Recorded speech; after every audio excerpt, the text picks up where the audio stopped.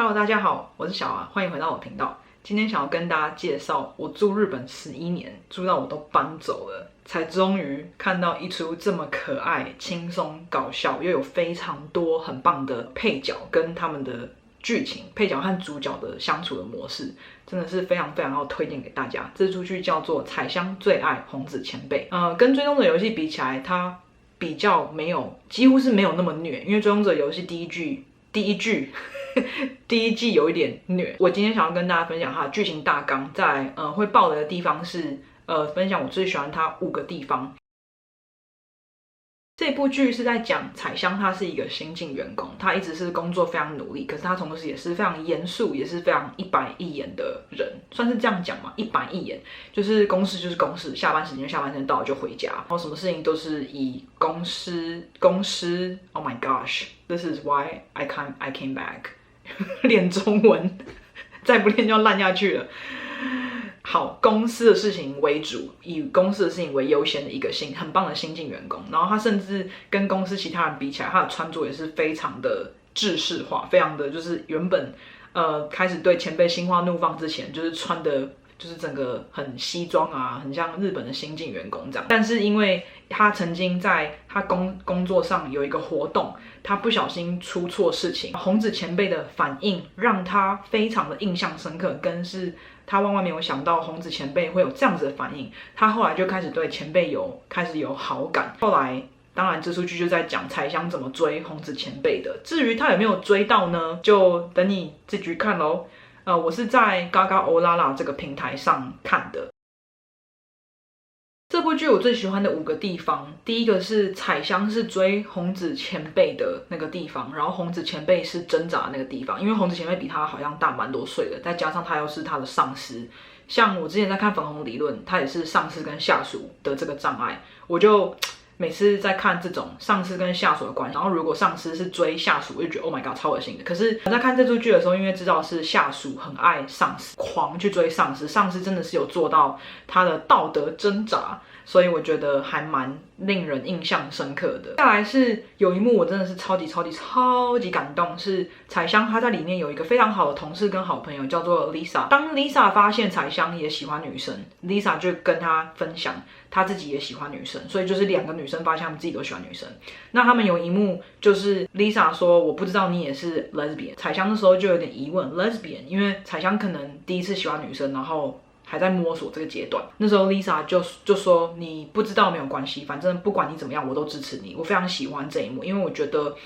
今天就是你喜欢上一个人就喜欢上一个人，我觉得这个应该是我在4年前以前做的影片一直常讲这句话，不用去管你需不需要一个标签，你就算找不到你的标签也没有关系。我觉得在圈内的人也没有资格去逼你一定要一个标签，逼你要去做你的分类。你其实就算你永远都不要有分类，你就是喜欢谁就喜欢谁，真的是都完全没有关系。我觉得都是很棒。我觉得最棒的就是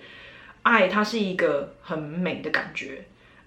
所以我很喜欢看到这样子的女配角去支持她的这样的好朋友。再来是大家应该有看过都知道，其实后来发现 Lisa 是喜欢彩香的，可是我发现日剧有非常多，有时候就是我虽然喜欢你，你不喜欢我没有关系，但是我会为了你的幸福替你应援，替你加油，甚至替你追。我觉得这个感觉可能有一些人会觉得怎么可能会有人可以看到自己跟自己喜欢的人跟别人在一起。但是我自己其实就蛮能理解 Lisa 的，我也不知道是不是因为受到在日本生活的关系，我自己觉得，但是我觉得我从小就是有因为自己选择了一个信仰，佛教信仰关系，我觉得真的是看到别人快乐跟幸福，真的自己也会快乐起来。我觉得这是一个很 natural 的事情。所以像有一些前任我们分手的时候，有一些是因为外在压力分手，我其实常常也会想，他们现在过得开心吗？其实有时候就只是真的很真心的想要知道他们有没有有一个很好的人在照顾他们，然后有没有开心。所以我还蛮能懂 Lisa 那种大家就觉得有点怎么可能的那种无私感，可是我觉得这真的就是有可能，我就很能理解 Lisa。优雅这个角色，我觉得超棒的。他们有一次在跟优雅也是跟红子前辈是同辈的，同一起进去公司的。他们有一次在跟比较上层管理的人在吃饭的时候，那个上层管理的人知道公司这个后辈彩香有在很努力的在光明正大的追红子前辈，所以这个上层的管理人就听到就说哦，但是这个应该只是一个阶段吧，他可能以后还是要结婚生小孩。那当时红子前辈听了当然就是蛮受伤的，可是他的这个男同事男同期优雅就马上帮他换话题，这样这个话题就不用再继续下去。后来彩香其实大概也知道红子前辈是对他有好感的，可是红子前辈一直没有可以放得开去告诉彩香，然后还有机会跟这个男同事聊到天。这个男同事和另外一个也是前辈的同事，也就是两个人一起支持彩香，两个人告诉彩香红子前辈的状况去帮他们。能看到这样子的男配角真的是很棒，也希望有越来越多这样子的。虽然说它里面没有表明说优雅他是一个直男还是什么什么，但是我觉得不管怎么样，能看到有男性在职场上这样子支持 LGBTQA 的女性，真的是让人蛮感动的。而且我很佩服他们没有利用这个很帅的男同事去演绎出什么为什么这个年轻可爱的新进员工竟然是喜欢我的女同事，而不是喜欢我？他这个男配角，他整体来讲就是一个非常有安全感的人。我觉得有安全感是一件非常重要的事情，而且这个安全感，因为我自己大概2019年、2018年挑战了这件事情，我觉得没有安全感的人，不管是在感情上面，甚至连在工作上面都有，在家人相处上面，在朋友相处上面都有可能会做出很多会伤害人的事情。所以我觉得能训练提高自己安全感是一件非常重要的事情，所以能看到有这么有安全感的男配角，真的是让我很放心，可以继续看